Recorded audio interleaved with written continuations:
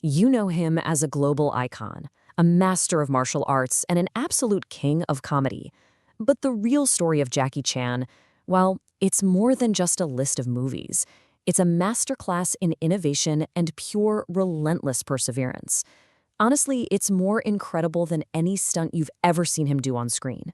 Okay, let's just stop here for a second, because this quote, this is the key to everything. It's the entire philosophy that took a kid from poverty, a boy named Chan Kong-sung, and turned him into one of the most influential and beloved figures in the entire history of movies. To really understand what the first Jackie Chan even means, we have to go way back, all the way back to the beginning, to his incredibly humble roots in Hong Kong.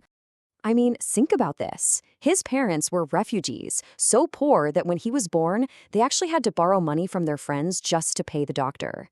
His life literally began with struggle.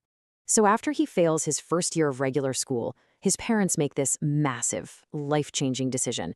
At just 7 years old, they enroll him in the China Drama Academy. And for the next 10 years, his life was this grueling, almost military-style training that forged the unbelievable physical skills that would one day make him a star. So here's the kicker. After dedicating his entire childhood to this one single art form, he graduates into a world where nobody cares about it anymore. The Peking Opera was basically obsolete. Talk about a major roadblock. This forced him into the only work he could get, the dangerous and often thankless world of being a movie stuntman. So he's thrown into an industry that is completely dominated by the legacy of one man, the serious, intense Bruce Lee. To survive, let alone have a career, Jackie knew he couldn't be a copycat. He had to create a whole new path for himself. He made this conscious, brilliant decision to just invent something totally new. He looked back at old silent film stars, guys like Buster Keaton, and he blended that kind of hilarious physical comedy with breathtaking, high-danger stunts. And suddenly, everything, a ladder, a chair, a jacket, became a weapon. And this slide just perfectly shows the difference, right? You had all these stoic, untouchable heroes who never seemed to get hurt. And then there was Jackie. He was the underdog. He got tired. He got hurt. He was often scared to even fight. And audiences, they absolutely loved him for it. He was real.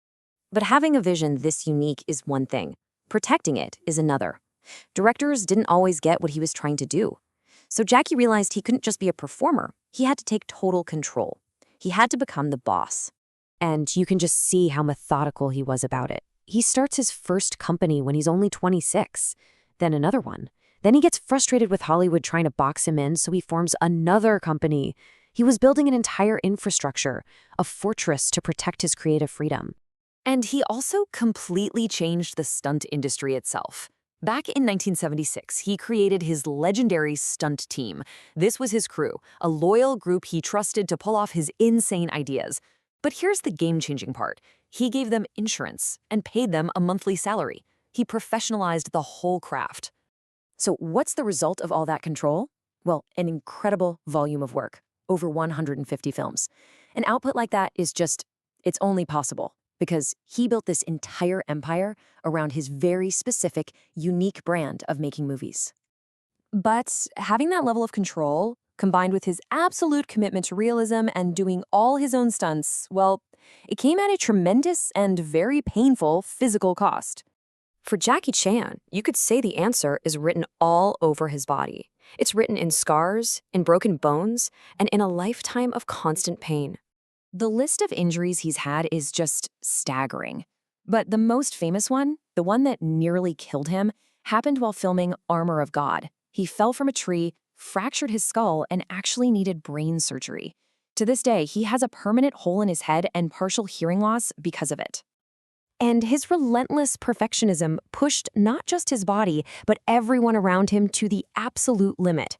For just one complex scene in the movie Dragon Lord, he demanded 2,900 takes. 2,900, all just to get the shot exactly the way he saw it in his head. And yet, all of that immense sacrifice, it ultimately paid off. Big time. After trying for years and years, his 1995 movie, Rumble in the Bronx, finally blew the doors off in America.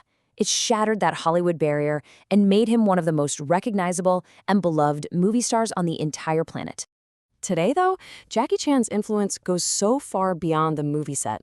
He's channeled all of that incredible success into both entrepreneurship and some really dedicated philanthropic work. You can really think of his legacy now as these three equal parts. Yeah, he's an undisputed film icon, of course, but he's also a really sharp businessman with his own cinema chain, and he's a deeply committed philanthropist. And this isn't some recent thing either. He's been doing this for over 30 years. He started his foundation way back in 1988. Since then, he's built schools in remote parts of China and has devoted so much of his time and money to charity. Which brings us back to this quote, and it just perfectly captures his whole journey, doesn't it?